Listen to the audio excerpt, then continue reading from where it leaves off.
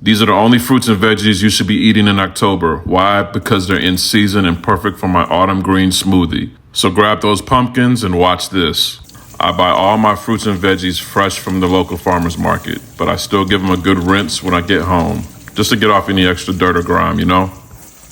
Now let's talk about what's in season for the month of October. You know we gotta get those carrots right for our eyes.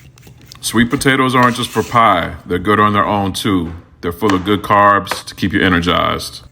And listen, y'all, pumpkins aren't just for decoration. Its creamy texture in smoothies matches its ability to soothe your stomach and mood with loads of fiber. Just like apples. But also, apples are great for your teeth and gums. Think of them as nature's toothbrush. Now, you see me saving all those scraps from the veggies and fruits? Do not throw them out. Instead, make a perfect tea for flu season.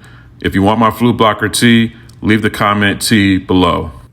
For the pumpkin, sweet potato, and carrots, make sure you roast them at 400 degrees for about 25 to 30 minutes just to soften them up a little bit. Add a little oil on top and then take them out and then add them to a bowl. Next, let's prep our smoothie bags. Grab a handful of each. Those carrots, sweet potatoes, and pumpkin, some of those grapes, apples, and also that kale. Just keep this simple, y'all. No need to grab any measuring cups. Just use your God-given hands.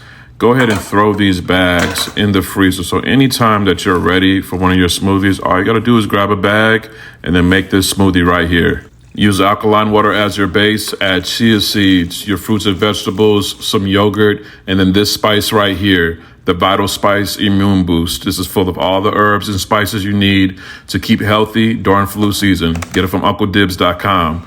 Top with some apple cider vinegar, and then that's that autumn green smoothie your body needs. To get the full recipe, visit the link in my bio. That's good, shorty.